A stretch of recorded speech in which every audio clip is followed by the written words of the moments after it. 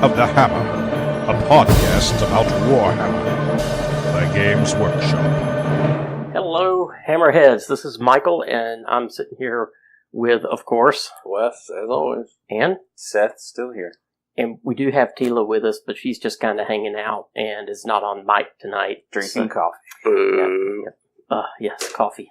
That would be good, but I didn't put the pot on like I said I was going to. Yeah, I know.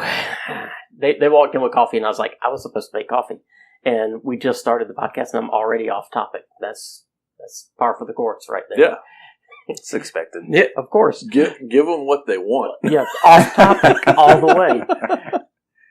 Age of the Hammer is brought to you by the South Georgia War Games Association. The SGWA is where the best miniature players of South Georgia get their game on. We are also brought to you by Broken Brush Gaming. Broken Brush Gaming is a local commission paint service located here in South Georgia. If you have questions about getting an army painted, or you just want some hints and tips on painting your own army, hit me up on Twitter at broken_brush, or you can email me brokenbrushgaming@gmail.com, and I will answer your questions for you and see what we can do to help you out. And we're going to talk about Age of Sigmar 2.0 And Soul Wars. and Soul Wars. Of course, first we're going to do like we always do, and we're going to talk hobby. But for those of you expecting us to dig all into the FAQs and the rules, you should know better by now. We, of course, are not going to do that on this episode.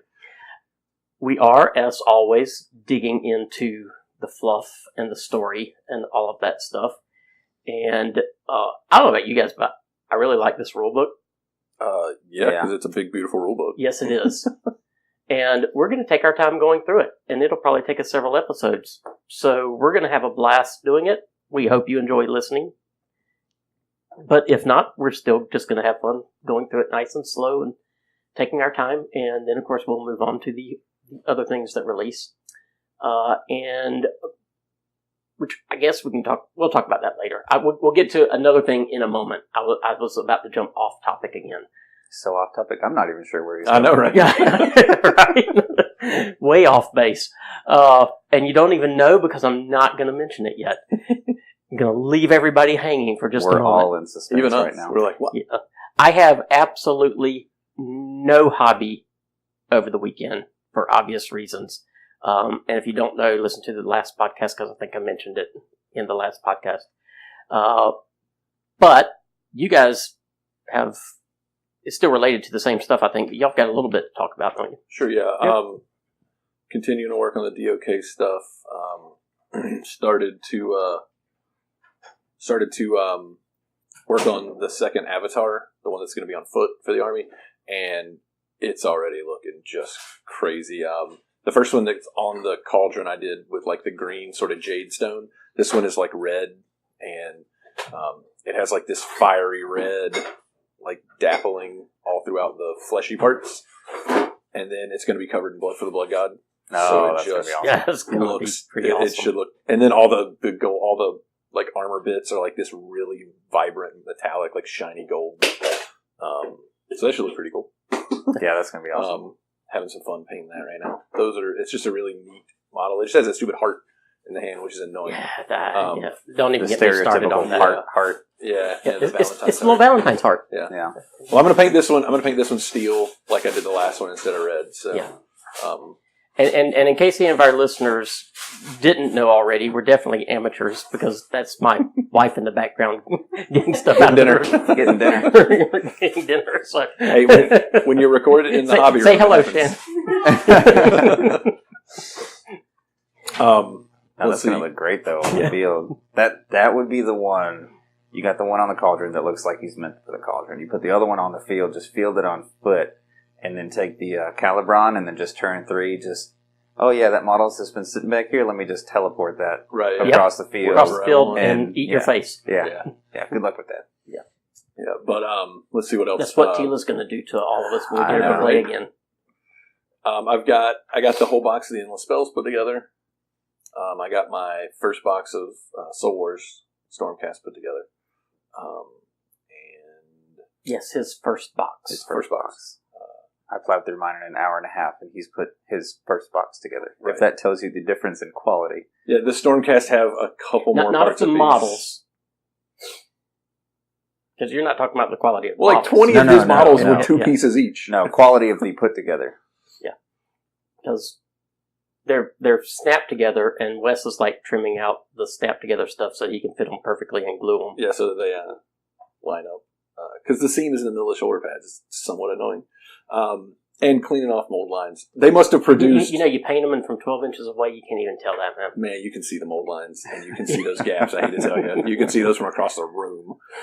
No, you can. Well, yeah.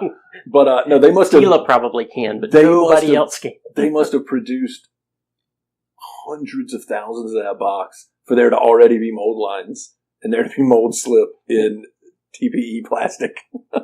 Because, probably so. Yeah. And I think we got the bottom end of the run where you got some slippage and you had some mold lines. They're not horrible though. They're where we live, we're probably not the prime pickings for that's probably that true. type of stuff. But no, they're beautiful models. Seth and I have been shooting paint ideas back and forth, and I think what I'm going to do, pretty solid on it now, is I'm going to do like a metallic Crimson Fist sort of scheme. Probably minus the actual Crimson Fist part. They'll probably just have blue fists. And then the robes are going to be like a ivory and red kind of color to offset. Because I don't know, man. Gold Stormcasts to me just look silly. I don't like them. I've seen some of the paint jobs that actually looked pretty good. I've seen some of the ones that have a real like old gold or like an antique. I saw one that almost made me as like a bronzy kind of gold, and I was like, ooh, and it had like green shields and stuff. I was like, ooh, that's really cool. Yeah. But then I started looking at like how he achieved it, and I was like, nah, that's a lot. Well, and that's, I mean, I didn't do mine gold. Obviously, we talked about those before, and I went with that blue because same reason. I was like, first of all, I'm not going to put in the amount of work that you have to make the gold look good. That's not it. And it's not a lot of work, to be fair. I mean, especially if you get the Retributor armor spray. Okay, I based primed black, dry brushed with a silver, and did an ink over them, and I was done. That was it. Well, yeah, I mean, if you were going to do the gold, you would do the same thing. You would spray prime with the Retributor gold, right? And then put a wash of Reichum Flesh Shade and dry brush with Sigmarite, and you're done. Well, maybe. Now, here's an idea then, now that we've been kicking them around. I was just thinking about this, and especially after reading the core book, which we'll get into later, but the how tight the bond is between the Sylvaneth and Sigmar and all them, should definitely do a House Stark inspired Stormcast, so you can mix them with your Werewood Sylvaneth. Oh, wow. Oh. God, but what is House Stark armor? It's just beat up and dirty. That's true. The symbols and stuff. Oh, yeah, I could do some wolf heads on the shoulder pads. That would be kind of neat. That would be pretty cool. Yeah. Okay, so see, and then in a pinch, you can use them for Space Wolves. Well, if you wanted to play Space Wolves, vomit I everywhere. remember when I was 14. I know, right?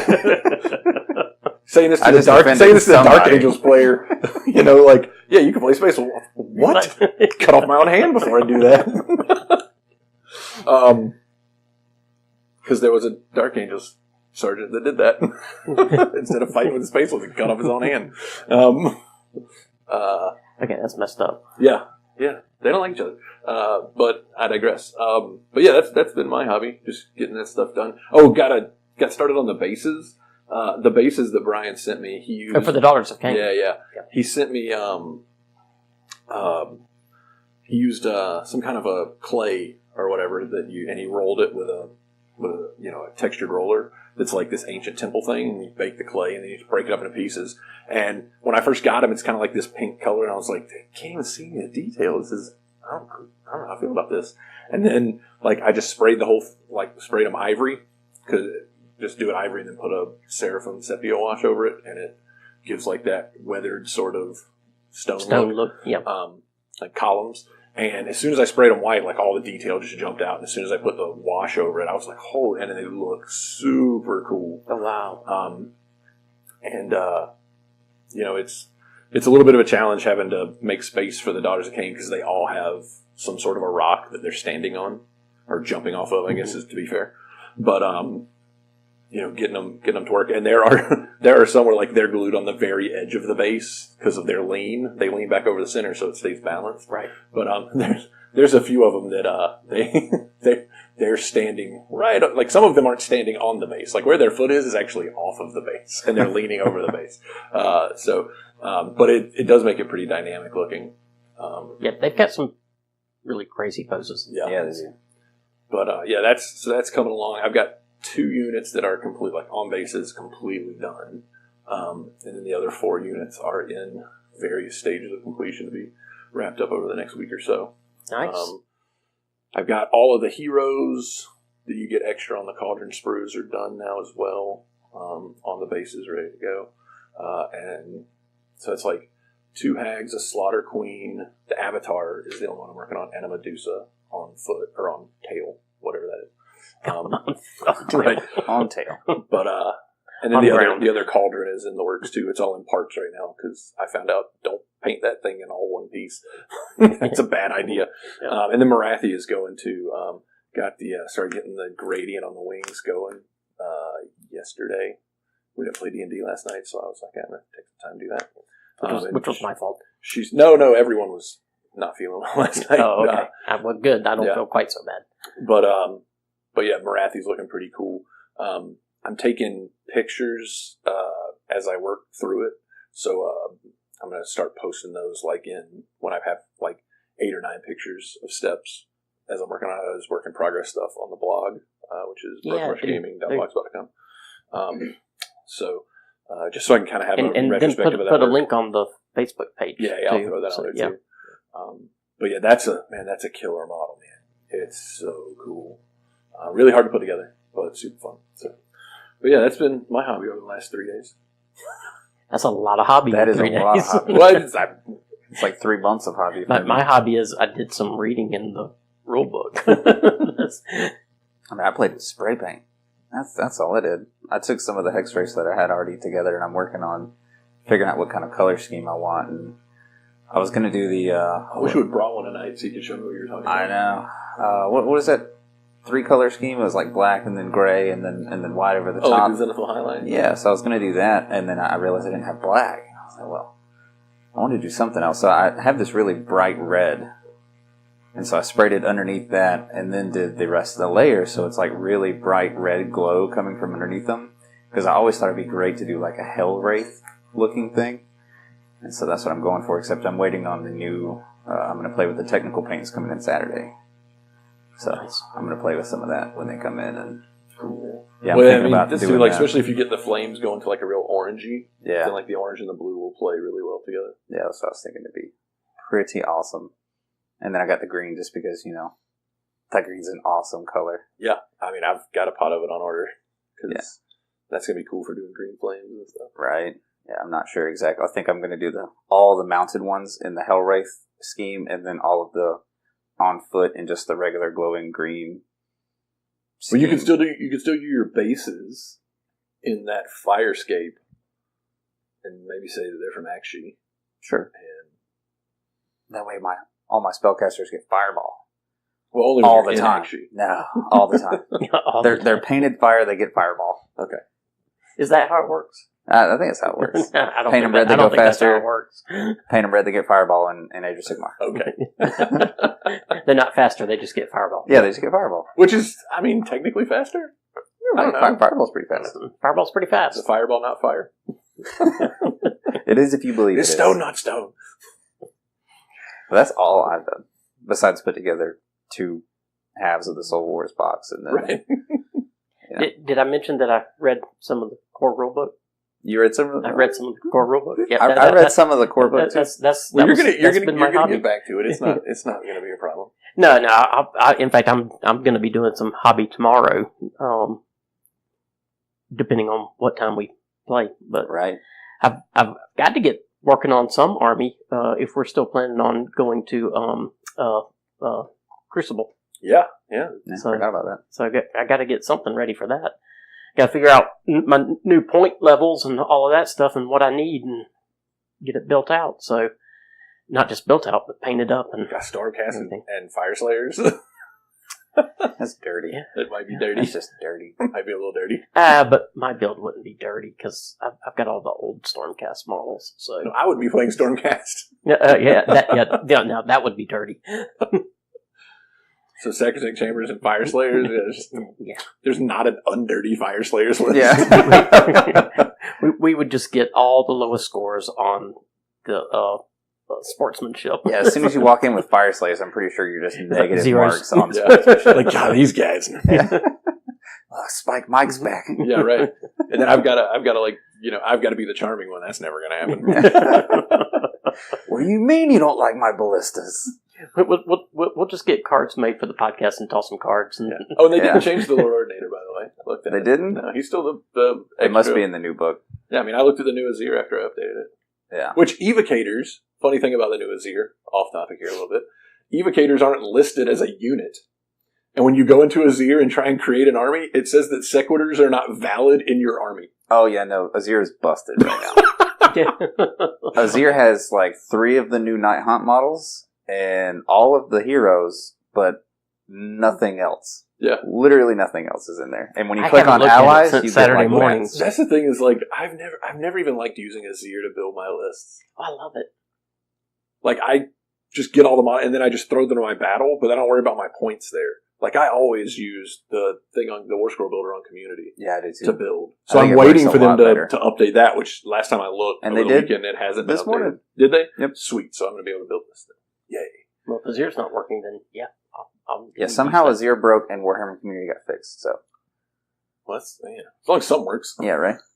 They'll just have to do an update, fix the bugs. Yeah. Oh, yeah. There's a Well, I great- figure as they add stuff. Yeah, and the new Azir is totally laid out different. It looks the whole AOS app is laid out different. I think it looks a lot Yeah. nicer now. Well, I think they're going to wait for the Battle Tomes to release this weekend because most of the new stuff is what's broken, That's true. Yeah. and a lot of stuff is changed with the That's old War very Scrolls true. versus the new Well, they'll be War having a new Scrolls. update coming anyway, so they'll Yeah. just Because that's what I roll all that mentioned together. with certain people getting things sooner and putting out videos. A lot of stuff is different. They're changing a lot of the words on it. Yeah. So we'll see how that goes Saturday. You weren't a little salty saying that, were you?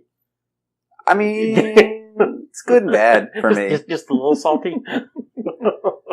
It took away the potential for shenanigans, but it also took away the downside of it. So I'm okay either way. It's kind of like when they took it to where Ethereal couldn't be buffed with +1 save because it didn't specifically say you couldn't buff it.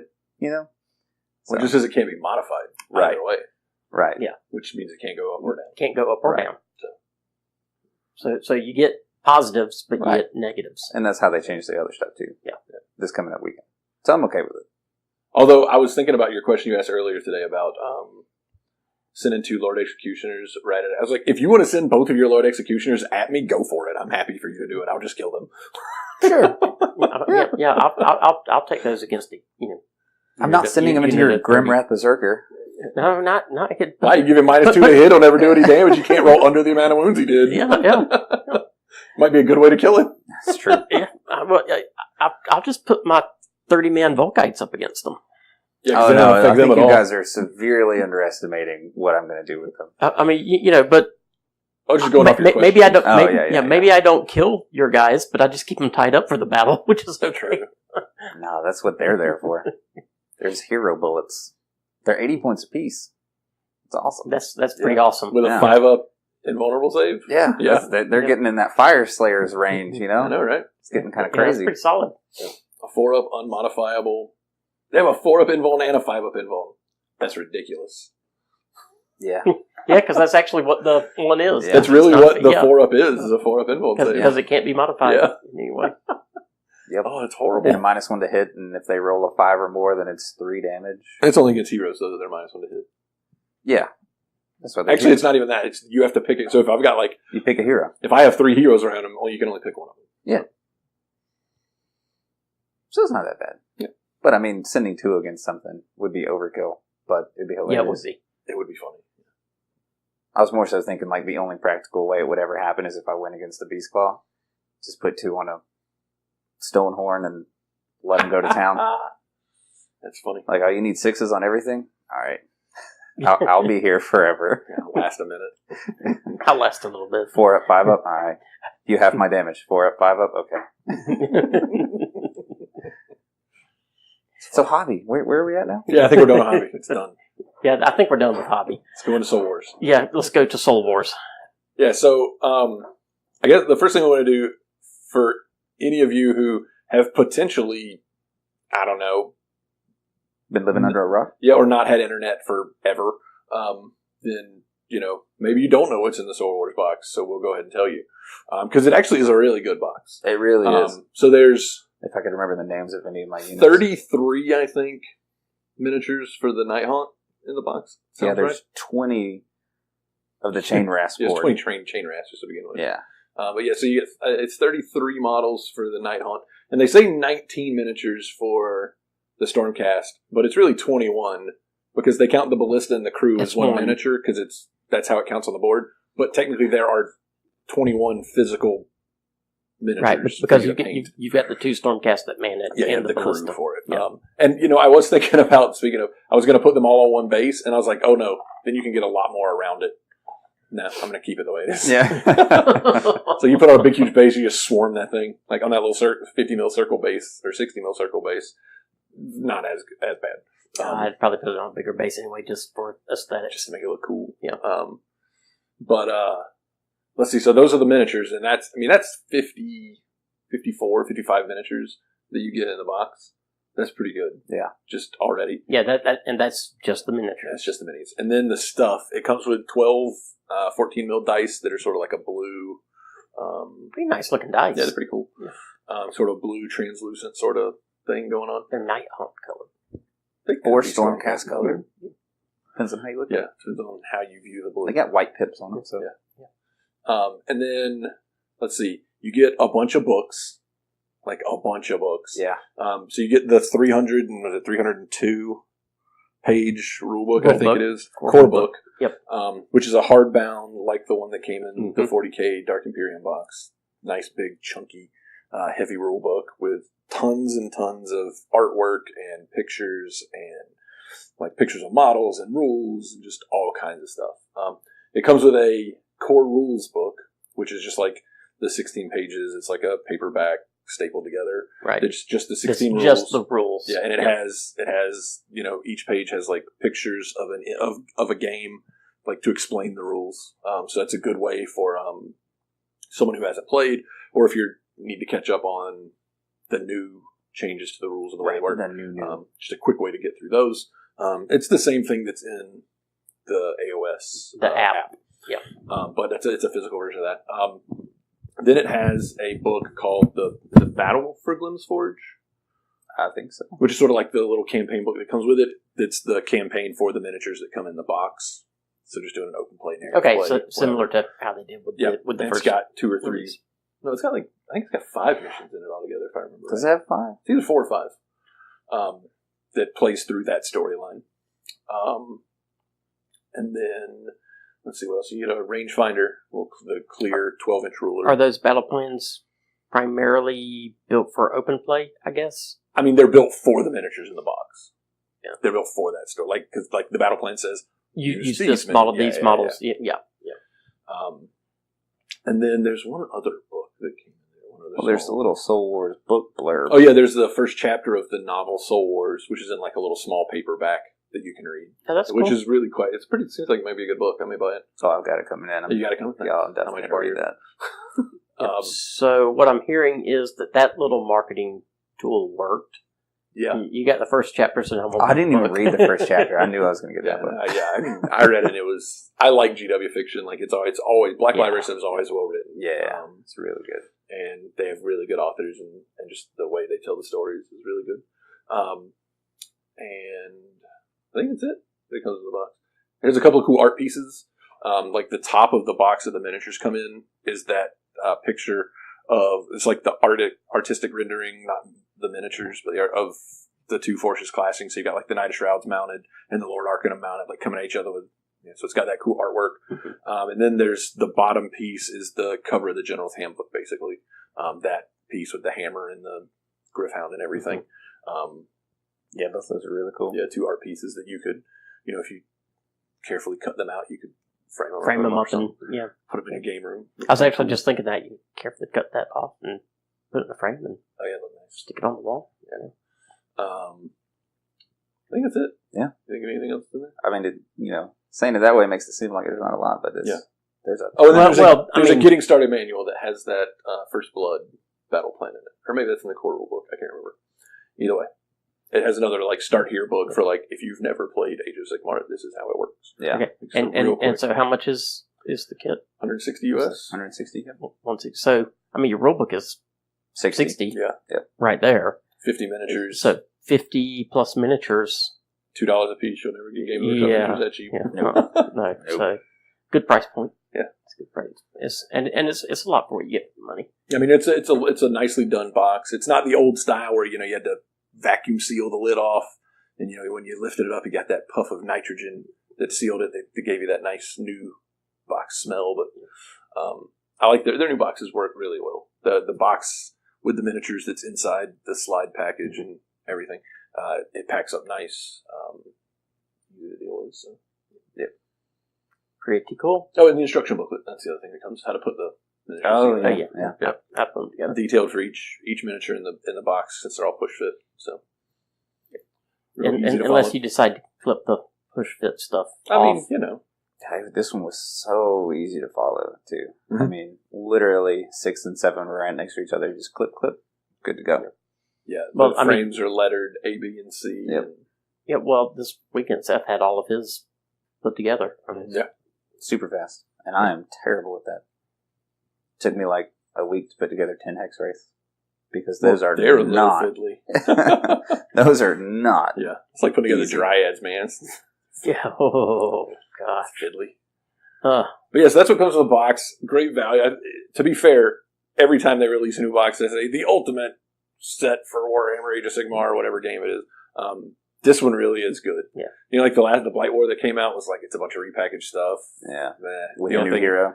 Yeah. The only thing that was interesting in it was the new hero on each side and the little wheel for the. We got a lot of new models. This is all new models. Yeah. So, no repackaging here. So which is even nicer. And if you play Death or Stormcast, then 100% worth all the better. Yeah, especially if you have a friend that plays the other. Yeah, and you just want to split it down the middle. The only issue is still the rule book. There's only one rule book. That's true. I mean, but you do have the rule book and a set of rules, so I guess you could split it.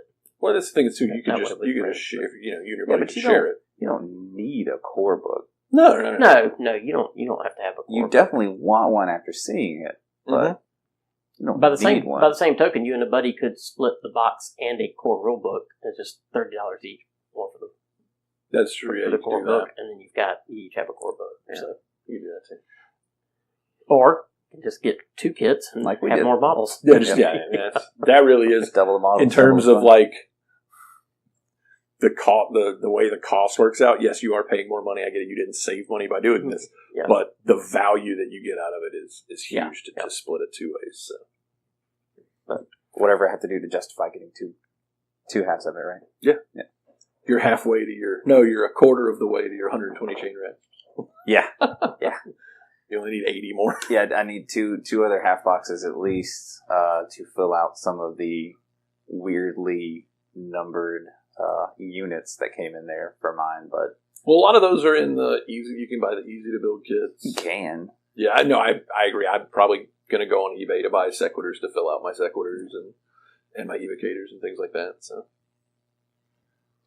you could just buy a whole bunch of models. I could. Just buy all the kits. Just buy all of them. Yeah. Because I do need 4 more sequitors to have 2 units of 10. Actually, I really need to play with them first. I mean, I want to get a good look at them tomorrow to figure out what exactly I need. Because I don't want to. Let me fill out these units, and I'm like, that doesn't really work. I'm like, these are trash.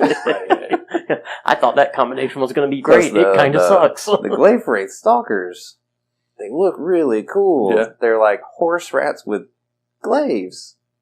They're pretty their gross. Stat line is terrible. They're kind of disgusting, though. They just zoom across the board and execute heroes.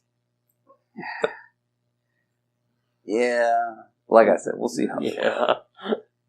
All right. Well, let's talk about the core rulebook.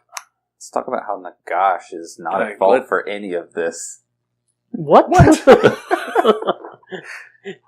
That is the most 20th, You're right. 21st century thing to say. You're Like, actually right. you reacted to what other people did, so it's not your fault. No, it's your fault because you did it. No, he's actually right. It's not Nagash's fault. It's not Nagash's It's the fault. Skaven. Exactly. It's Skaven's fault. The Skaven are the only reason the mortal realm still exists. What are you talking about? No, they made it worse. No, they didn't. Yeah, they made it worse. They made it worse. If the Black Pyramid had been able to go off, every single soul would have been immediately sucked to Shaiish in the Necroquake, had it worked the way Nagash planned it. That one stupid Skaven that picked the stone out of the wall messed everything up. That already happened. It still went off that way. Well, hold on. It says, I'm reading it here because he's talking about the Skaven. You know, we're going to get to it. I'm just saying, I have to prove my point. It was tainted with chaos, and it made it worse. That's what it says right there. Yep. Word for word. Yep. I don't know, in the malign port, I'm just saying. That's canon. Canon. It Malign made it Portents worse. is canon too, man. I'm just saying, in the Malign Portents book, the way the Black Pyramid was supposed to work when it fell from the sky and impacted the ground was that every soul in the mortal realms was supposed to be immediately taken from its body and brought to Nagash. That's the way it was supposed to work. That happened. No, it didn't, because there's still plenty of souls running around. It's probably actually a They're in good thing, though, for Nagash that it also didn't work that way. Because the power of it almost overwhelmed him anyway. That's true, yeah. So, I mean, he may have literally blown No, that's himself because the Skaven made it worse. He would have been able to I- control it just fine. I think he underestimated his own power.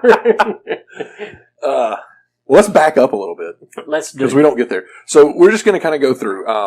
And a lot of it is old hash Mhm. fluff, and we're not going to cover all of that, obviously, in any kind. I don't think we're going to cover any of the fluff in detail because you guys can read. I'm going to immediately talk about this artwork on like the first page. Yes. Oh my So gosh. you have the normal, you have the picture of Sigmar, and then the from the maelstrom of a son of Rorod, yada yada. I think this is a change, though. It says the Age of Sigmar had begun. I think in the original books it said the Age of Sigmar has begun. I think it's a change. I think you're right. If somebody has like a really like old hard copy book, maybe. But then you turn the page, this artwork of this Lord Celestin on a Dracoth fighting what appears to be Khorne Bloodbound. Holy crap, this great radio because you can see this picture we're seeing. Yeah. Oh my goodness. Yeah, but it's if GW puts this up as an art print, it may be the first time I spend some of that serious cash on a GW art print. Okay, Because this is amazing. How about the Stormcast that's starting to become one of those like lightning? Like his hair is turning into lightning? Yeah. Well, no, he's an evocator. So Yeah, that's one of Yeah, the new... yeah, that's true. just his That's thing. So, not to plug GW any more than we always do, Right. because we're excitable, but the anniversary stuff that I mentioned to you, Mhm. so they're having anniversary things at the GW stores, and one of the things that's available is art prints Mhm. from the new stuff, but I don't know what it's going to be. Wow. Yeah, you turn a few more pages, and there is this amazing board setup. That board. Yeah, the one that's like the I tombs. want that and- board. Yeah. Oh Ah. man, We like need to add so up how many points that is, though. so many Jeez. great ideas just for building crazy boards. I'm not worried about that. I just want the board. It is amazing. It's like 3 layers. You've got the mountains and towers on one, and then you've got like the under tunnels that's beneath that layer, and then you've got the ground that's coming out from that. And it's pretty amazing. Yeah, but then so you go into where they start talking about some lore. You have The Age of tale Myth. the Eons. which we know. The cool thing about these Age of Myth bits is there is, as Mike pointed out to me this weekend, there is There's new some nuggets. stuff. Yeah, there are Yeah, some as you're nuggets that reading are dropped in. through, you kind of like, oh, I didn't know about that. So as we've said many times before, GW is fleshing out the lore. They keep going back and putting in pieces as they, come up with it, which is amazing. And I love that. like I mentioned to you this weekend, with Grungni, who during the time of chaos stayed with Sigmar and helped him perfect the forging for the Stormcast and all of that stuff. Perfect. Well, I mean, the good radio, no. you didn't even do air quotes. yeah, not perfect, accomplish. Yeah. That's a way to put it. And we'll actually get to that because they go into what might be. I mean, they don't go detailed. They still don't really know. Yeah. But they do get more detailed about what's happening with the Stormcast. But he stayed to help Sigmar instead of aiding the Duradin. Because he knew that, like good metal, under stress and heat, the Duradin would be forged into something better than what they were. And he was right, because those that survived were stronger, better able to contend, and better able to fight chaos. But Duradin being Duradin, just like the old world dwarves, they know how to carry a grudge. They're stubborn. Yep, they are. And so now they hate him. And so he just kind of left and disappeared, and no one knows where he is, because he knew that he couldn't go back to the dwarves because he never make them understand what I did for you was the best thing. Yeah. So. Yeah, so the And, cool and thing, there are other little nuggets in there. the cool thing about the Age of Myth section is it's not just pages and pages of text. It's these really great art pieces with just little vignettes. As you kind of go, that amazing picture of Grimnir fighting Volcatrix, I believe was his name, her name. Yeah. And got a little blurb. Then some pictures of some of the cities of the mortal realms. The Dracothian wrapped around the comet. The old world. Oh, the one with Sigmar, yeah, flying with Galmaraz, and you just see this giant dragon face behind him. Yeah, that one is amazing. Which that's an old piece of art actually that they repurposed, but it's still beautiful. But oh my goodness, didn't this thing about Slanesh and the plane of Slanesh or whatever with these pillars and oh man, that's a cool piece of artwork. Yeah, I would like to get a print of that one framed up and on the wall. Yeah, so then we move into the Age of Chaos. Once again, stories that we already know. Once again, more just ridiculous artwork. Some that we've seen, some that's new. Again, a little bit more detail in some areas. Yeah, this is a lot of text area. Those of you that have been playing for a while, you know this main story and everything about what happened here. Take the time to read it, though. I mean, if you're interested in the story at all, take the time to read it, because there are enough nuggets in it to just add a little bit more detail, add a little bit more clarity of what was going on. It's worth the read. Absolutely. You go through, it continues, then we get to the section where it is the Age of Sigmar 1.0. The Age of Sigmar's fault. Which it does say at the last sentence, as soon as the Age of Sigmar, it says, only later did the cost of that godly ambition become clear. That makes it Sigmar's fault.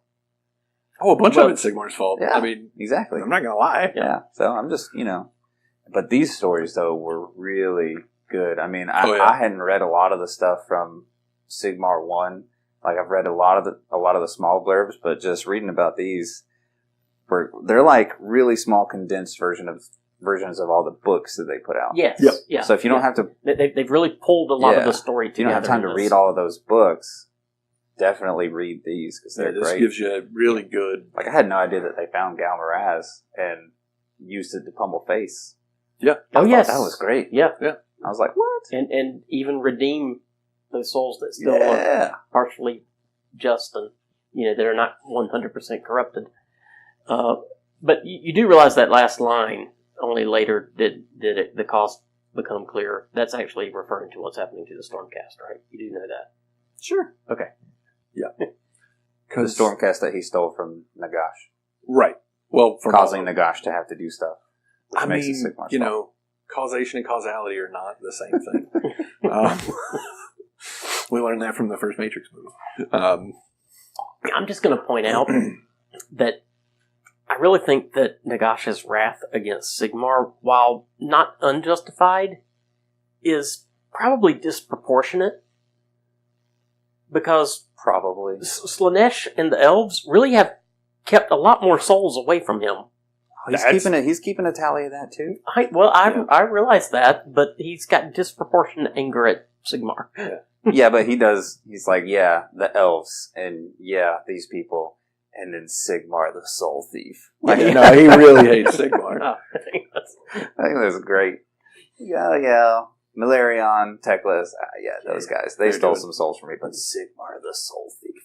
Well, I think a big part of it Who is... stole a few? To be fair, all the souls that went into Slaanesh, there wasn't anything Nagash could do about that.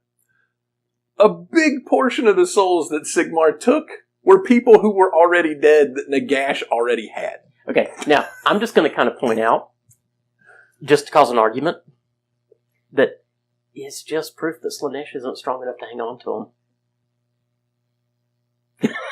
No, Slaanesh cares. Well, so you know, much. it's like when you go to unlimited pasta, you know, and you just get so full that you go home and just sit on your couch. Anyone could walk in your house and take your stuff. That's what happened to Slaanesh. That's more like Slaanesh. I'm talking about Sigmar taking the souls out of Shaiish. Oh yeah. I mean, come on, Nagash.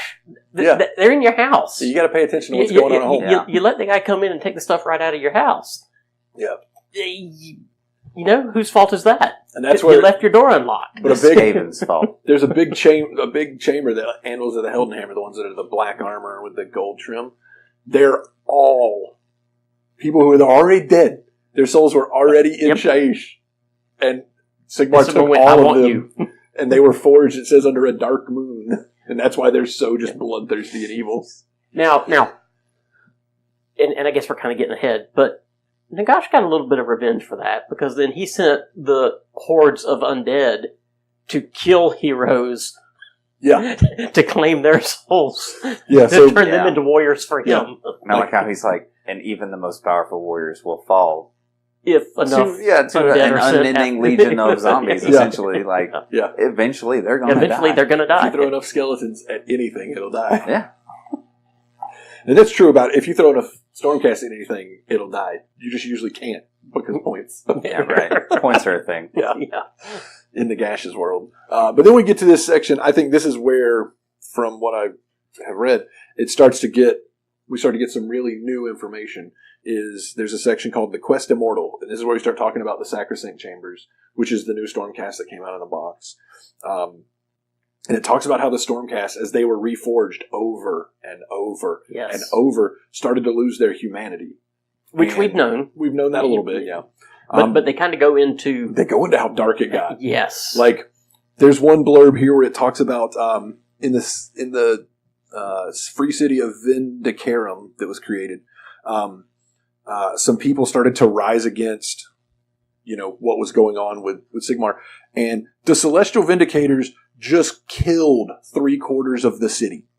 Yeah, anybody that had the least little bit of trace of either... And it was like, I don't really like this so much. Like, I'm unsure, you must die. But my favorite line is, singing as they slew, the Celestial Vindicators brought a terrible judgment against those citizens that harbored even the smallest seed of corruption in their soul. A full 3/4 of the inhabitants were slain in a single night, rivers of blood trickling down the volcano city's caldera. That event became known as the Purge of the Vindicarum. Yeah. Yeah. Celestial Vindicators. Don't worry that they got teal armor. They're pretty mean.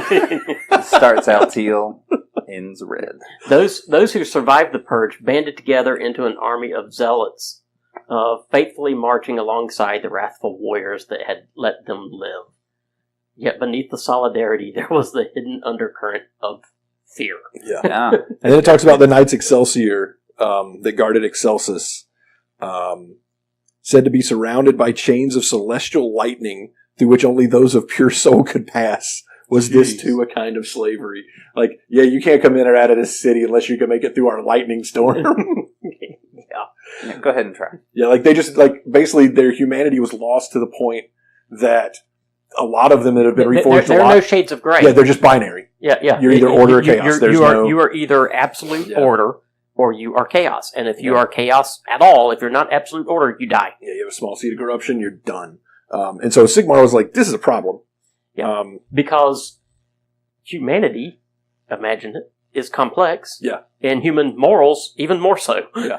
And so he sends out the Sacrosanct Chamber, which in the lore, if you look, you've got the original warrior chambers, which were your your adjudicators, your prosecutors, your liberators, all those. Right. Then you had your extremis chamber, which are all the mounted guys that have the pacts with Dracothian. And then you had the vanguard chambers. Well, the sacrosanct chamber is now this new chamber. And their whole thing was, your job is to guard the anvil apotheosis and make sure that this works like it's supposed to. Yep. And Sigmar said, all right, well, this ain't working. Y'all go out and find the answer. Find out what's going on. I like this, though. Perhaps Sigmar had known this all along, but had no other choice. For had he not mustered such numerous armies when he did, the mortal realms would likely have been lost forever. Oh, so Sigmar gets to have shades of gray, but the rest of humanity, no. Right. No. Well, there's a line, I don't remember where it's at, but it talks about however noble their aims were with whatever corruption they had, Stormcast didn't care. It didn't matter. Didn't matter. And I think that's this is really vindicating my decision to play Stormcast, because they're not like the wholesome good boys anymore. They're really... They never actually were, though. I mean, Yeah. they had the feel when they were first released. Right. But even then, if you go back and you read some of the novels, Oh, yeah. they really weren't. Yeah. I mean, they were hardcore. We're going to beat face in. In fact, one it may have been the first novel. There was, a group of humans that they had found, and when they presented them before the leader, which I think it was Vandus, I think that's the book. They presented, and they said, we found these survivors. There's no trace of taint on them. I mean, it was like they looked at them, right there first, and if they'd had it, squish. Yeah, I like that one too, because it does show the normal, I guess, chaff Stormcast as being the faceless monsters or faceless people, but the generals and stuff that they had were so like foreshadowing in what was going to happen. Because what was his name? The one that went against the Chaos Lord, and he kept bringing back the Stormcast. He's like standing behind the lines, and as they fall, he just brought them back to life. The Lord Relic. Yeah, and he's like, yeah, it's not your time. And it's like his inner monologue, he's like, oh, I just watched that guy get cut in half, but you're not done being useful yet. And he just brings them back to life. And it's like, I don't care about you at all, but you have a job to do. Yeah. Like, That's it. Get up. Yeah. Keep going. Die again for Sigmar. But yeah, so I mean, they have this whole thing called they call it the Transfiguration, where as your soul gets reforged over and over, you start to become this, basically binary robot that I mean, they were becoming too stark in their demigodhood. To be fair, too stark. If that's your job, I mean, they're doing the job. I can't fault them for that. Sure. Yeah. Just maybe not put them in a city. Maybe just put those on the front lines. Right, yeah. Well, and that was one of the things that it talked about being the problem, because the first cities that rose, of course, they came up around these bastions of Stormcasts. Yep. Because they could defend the city. Yeah, the free cities were built So now all these free cities are built around these strongholds full of Stormcasts. This is a great idea. This is a terrible idea. It used to be a good idea. Yeah. This idea is getting worse. Then you go on and we get some more talk of stolen souls. Yep. Everyone who is on Nagash's naughty list. That's literally all this part is. It's literally just everybody. Him ticking everyone onto the naughty list. Yeah, Malarian and Marathi, Teclis and Tyrion. Each anomaly, each exception, Nagash took personally. Yeah. It's like, do not make him mad. To be fair, though, when Nagash was first reformed in the Mortal Realms in Shyish, and he did the same thing, though. He was like, oh, look at all of these underworlds of all these gods that people believe they're in. mine. You're all subservient to me. Like, do they have to be? Like, Yes, they do. yeah, they do, apparently. Well, I mean, it's not like he just went in there and was like, this is mine now. He was just kind of like, oh, That's really what he That's did. pretty much That's what he did. exactly what he He did. took his time doing it. No, he did it over... Yeah, he went around and he toured all of Shyish. And his mind was like, mine. Exactly. He's just a seagull from Finding Nemo. And when it fit him, and the he went lords back. over those different regions of it, he went and he said, you serve me. And if they Or said I'll no, kill if you. he said no, he just killed them. Yep. And if they said yes, he just killed them. You're in Shyish. You can't really die. You'll just come back. Yeah, I guess. You'll just be subservient to me. And I loved the story with the Ideneth when the Skaven yes. tunneled up into there, and of course it goes into the detail of it flooding their. I'm so glad they finally revealed how so in the last malign portents, when all of a sudden the tar pit exploded with Oryx, and you're like, why? where did the tar pit come from? Yep. What is happening? It explains that in the draining of the Kaptar. Yeah. What is that Eldar word? Where are you at? Kaptar. See? That Eldar word. Page 66, 68. What are Eldar? Yeah. So That one's easy. That's Kaftar. exactly. That's an elf word, not an Eldar word. Eldar, elf. But I love it that they reached out to the Ideneth that were in the realm of beasts, Right. and so then they agreed to help out. So they basically trick, irritate, get all the greenskins riled up, so that they charge into these tar pits, and they go through the realm gates that are under the tar pits. So they just straight up. But then the die. greenskins start finding out that there's this huge battle going on in Shyish, and they're missing out. And so some of them use realm gates to get there, but some of them just mass suicide. Just straight up start a war that they're not going to win so that they can die and go to Shyish and start another war. That is the most orc thing ever. Pretty much. Yeah. I was reading it and I started laughing out loud because that is just, it was the best. Yeah, it was pretty awesome. Very elf thing and to do, and too. It worked. Yeah, because it worked. Nagash had to pay attention to all that going on because he was trying to finish this pyramid, and he didn't look to see the Ideneth. He's like, I know you're there, but I can't do anything about it right now. Yeah, So, I'll have to get to you later. yeah, these things keep coming out of the tar pits. Like, what's happening? Yeah, I thought that was great. And we got a good explanation of the pyramid, and which we kind of hit on earlier, but Oh yeah, and how Nagash, we're going to talk about the realms probably next time. yes. And what they actually are, but how Nagash basically inverted Shyish from what it should have been naturally. Right. Because basically all the realm stone focuses to the outside. To the outside. Because basically realms are made completely of coalesced magic. That's what they are. Yep. And all the realm stone tends to push to the outside. It's a very flat earth kind of thing. But they still have this dome around them, so they stay spherical, so the gravity works like it's supposed to, apparently.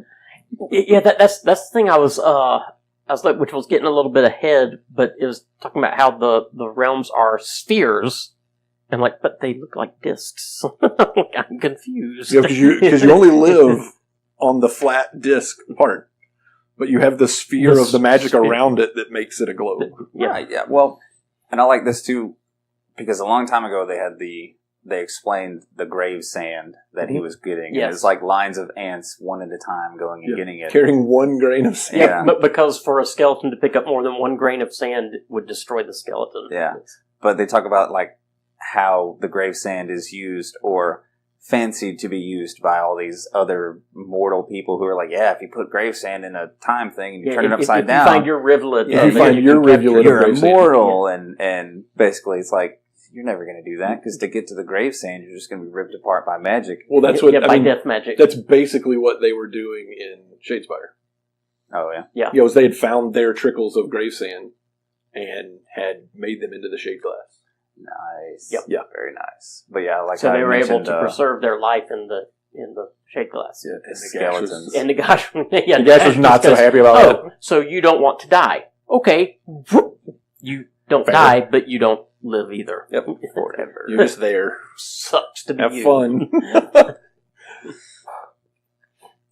then we talk about the Necroquake and the Necroquake, oh my where gosh, it says, that was really nasty. with the Skaven agents bodily corrupting Nagash's ritual by virtue of their presence inside the pyramid, the energies of Shyish inversion were far more destructive than even Nagash had envisioned. in Shyish. They made it worse. In Shyish. In Shyish. Period. They made it worse for Shyish. They made it worse, period. Once again, we can really debate what's worse. Everyone being dead or only some people being dead. I'm going to go for the latter. I think interpretation pending. They made it worse. All the souls still got sucked in, but they created all of the endless spells. that's a potential. Okay, but and this is my point for why it probably saved Nagash, because it's called the Nadir. Mm-hmm. The Nadir was so incredibly rich in energy, so potent in raw stuff of endings that even Nagash could not dwell there indefinitely. If it had not been corrupted by the Skaven, he might have destroyed himself because it might have been more powerful. No. Corrupted as it was by traces of chaos magic, it became a place of insanity as well as death. Yeah, but before that, it was just a place of the raw stuff of endings, just death. He can handle death. He's the Lord of Death. He's got it. He's got it on lock. And if it had been as powerful as he had intended, like Wes is saying, it may have been too much. Just killed everybody. Including himself. It did, though, in the last I mean, to be Blind fair, Forge he would have just story. been reformed at some point. Because that's what he does. No, because there are actually endings to everything, even Nagash. There have been some of the other things that have talked about that. Oh, really? Yeah. Yeah, because every time He'll be the last to go. Like that's why he's immortal. It's not that he doesn't die. It's just that he always comes back. Yeah, Right. yeah. Eventually. Eons passing are years for him. Yeah, it could take him a while, but he's going to come back. And I like the He last just paragraph skews on the that whole same time. page. A new evil had come to the mortal realms, as inescapable as time itself, and with it a new era of death ascended. Of course, it's talking about the Nadir. Yeah. Well, I think another thing too, going back a few pages, it talks about how when Nagash was originally recruited to be in the Pantheon of Order, Mhm. and he was like, "Oh yeah, cool, I'm going to do that," but he didn't really mean it Right. because he's just a lion snake. Yeah. And when Sigmar was like, "Yeah, I really need you," he was like, "Nah, I'm a piece." No, he said You're he not was gonna be going able to to do find it as, but it just didn't On fit. his timetable. Yeah, it didn't fit his needs, and Sigmar's like, come help me, and why would he do that? And that was when Sigmar started See, yanking souls see, to make Stormcast. here's the area where I have to agree with Seth. See, because and Seth and I understand. That's kind of scary. Seth and I I know, right? understand because we're both married men. Oh. And it's like your wife asks you to take out the garbage, This is getting scarier. but it's the bottom of the ninth inning. There are 2 outs, a man on third, and she's like, "Are you going to take this garbage out?" "Yes, in a minute." Nagash was going to do it I have to finish my great work. on his timetable. So what you're saying is that you're Nagash and Tila is Sigmar? I'm really confused now. I'm not sure either. I'm going to remain silent. That's wise, because my Yeah. wife is not in here and she doesn't listen to the podcast. Yeah. Good call. But then continuing onward, we make it into the next section of the book that talks about how the endless spells got formed and how magic just goes Thank you, Skaven. completely haywire. Right. That was the Skaven's fault. Yep. Skaven's And fault. Nagash. It was both of their fault. Sigmar and Skaven. Yeah. They If both start Nagash with S. hadn't created the pyramid, the Skaven would have never gone into it. That's true. If Sigmar hadn't been Causality. Sigmar, he never would have created No, I that think particular I think, pyramid. no, Wait, I by think this- he would have anyway. It's just he wouldn't have By been. this line of reasoning, it's all Chaos's fault, though. Like, it's the 4 Chaos Gods' fault. It always is. Yeah. Usually, it usually actually Zinch. is, yeah. Yeah. It's usually Zinch's fault. Yeah. And we'll probably find out eventually that all of this was planned by Zinch. Well, I mean, it obviously was. Yeah. Yeah, I really do think, honestly, that that Zinch caused the Skaven to actually get where they had to be at that particular time to screw everything up. Probably so. That's what I'm thinking. Just so he could see what would happen. Yeah, he just wasn't okay with whatever status quo was there. Yeah. Is he ever? No, that's his whole thing. He's He is- probably like, 50-50 chance, destroy everything, He is the or nigga cause status quo. wild magic to just screw with everything. Yeah, I'm going to take that It's risk. worth the coin toss. Yeah, I'm Yeah. going to take that risk. But I think it's really neat how they, how the, Endless spells. the endless was how the wizards will, go out. And this is a sort of from malign sorceries, but they hint at it a bit in here. How they'll attain the magic. Yeah, to hunt the spells. Yeah. Yeah. Bounty hunters for the spells. Right. And a lot of them meet their end doing so. But, I don't know, how deep are we in, Mike? Do we want to keep going? We're right at an hour. Okay. Well, I mean, that gets us up to where we were kind of talking about. And of course the last sentence in the Fluff part is the War of Souls had begun. Mm-hmm. And so that's pretty much where we are. And this is that Age of artwork Sigmar. piece that's on the miniatures box cover. Yeah. It's the picture that we put up today on the Facebook page. That's the not the cover photo, but the profile picture. Yes. That's the picture. So it's just Yeah, me, which is an awesome piece of or do art. they have eye holes now? The Stormcast. You know, They was do, thinking about that. and you can actually see that their eyes. I mean, if But you it's look at not the just now. artwork, you can't really see the eye. But you it's can not see just now. Yeah. The No. picture that we had up before I made the logo today that I put on the Facebook page. Right. The picture that was up there, which is like just a helmet of a Stormcast, and it said Endless War and a whatever. You could definitely see his eyes in that picture. And that's like Wow. original artwork. Wow. Yeah. I've never noticed that before.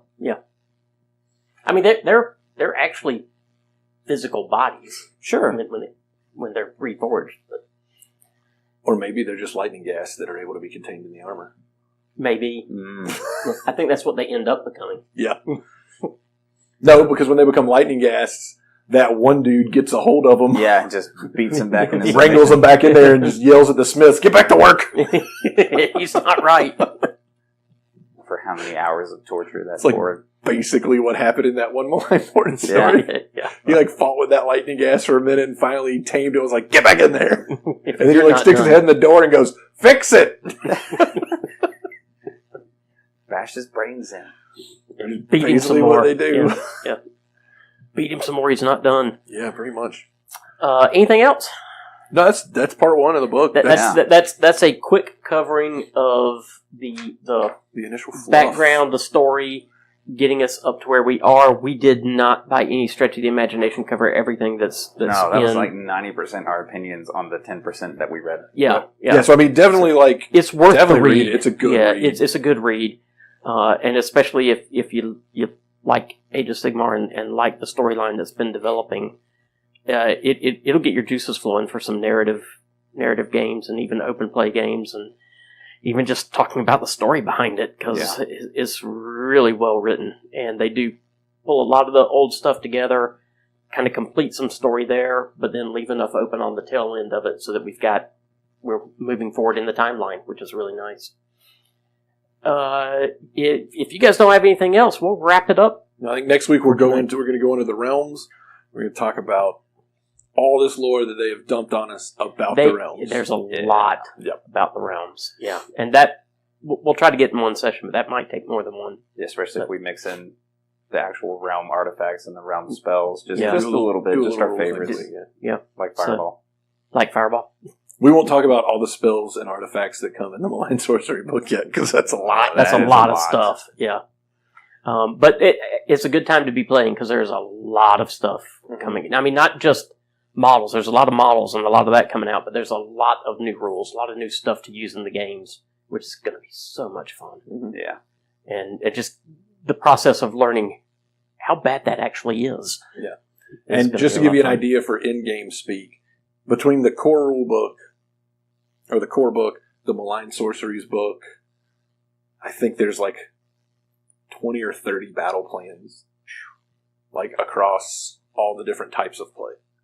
So, all new battle plans to sink your teeth into that are, some of them are reimaginings of old ones, as they tend to do. Some of them are completely off the wall. Yeah.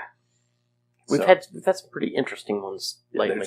There's some pretty interesting ones in this book. So yeah, I've still got to pick up my actual hard copy of the rule book. I've got the digital right now, but I will get to that.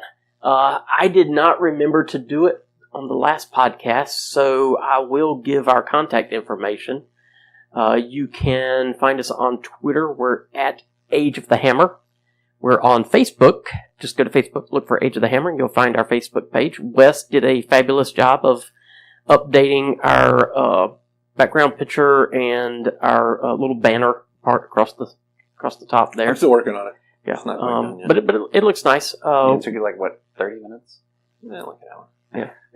And Photoshopping hard. Yeah. Wes is also graciously working on a new logo for us, so we'll be getting that eventually. I'm not going to put a timeline on it because I don't want to put any pressure on Wes, but do be on the lookout for it. And I think when we get that done, we're going to look at the possibility of getting some Age of the Hammer dice You get some dice made that we can use for some and giveaways and do things some like that. giveaways and some stuff like that. So, and we'll keep you posted on that as it comes up. But we're continuing to look for ways to expand the show and do more things for you guys, our fan base. And we hope that you'll enjoy what we do. We just love talking about the game. And lastly, you can email us at ageofthehammer@gmail.com. And with that, I'm done. You guys got anything? No? That's all right. Until next week, guys, keep rolling those dice.